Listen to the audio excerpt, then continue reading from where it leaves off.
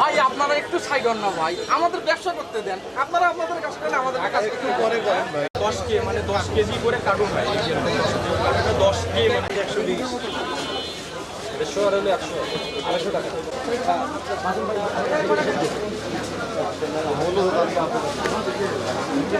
Memo করে দেন ভাই। আপনি পরে কথা বলতে আর দিছি মাল কত লাগাবে?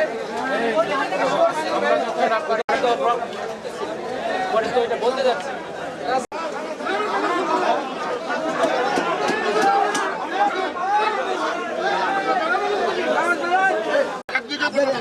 ভালো ছিল না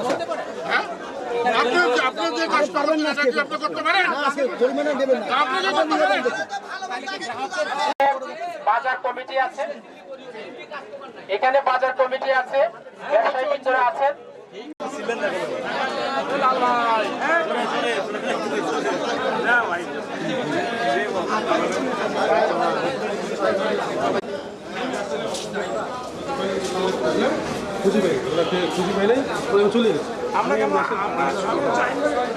সংরক্ষণ অধিদপ্তর, রংপুর বিভাগ, নিরাপদ খাদ্য কর্তৃপক্ষ, ক্যাব এবং চেম্বার অব কমার্স থেকে আজকে আমরা রমজান মাস উপলক্ষে নিত্য প্রয়োজনীয় বিভিন্ন পণ্যের বাজারে আমরা মনিটরিং করেছি।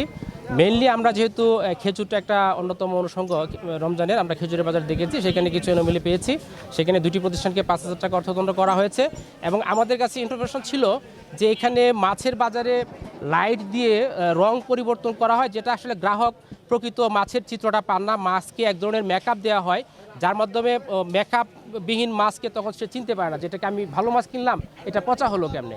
এই ধরনের যে প্রতারণামূলক একটা চিত্র, সেই চিত্রটার বিরুদ্ধেও আমরা আইন প্রয়োগ করতে এখানে আমরা মূলত আজকে উদ্যোগী ছিলাম।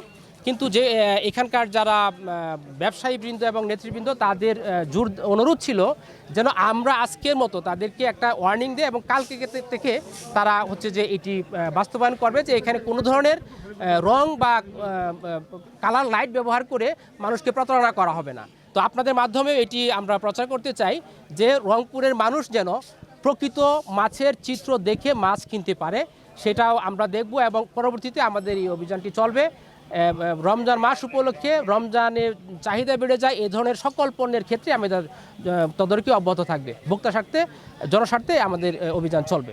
ধন্যবাদ। লাইট দেখলেন, এই তদারকি অভিযানে মূলত জরিমানা করা আমাদের উদ্দেশ্য ছিল না।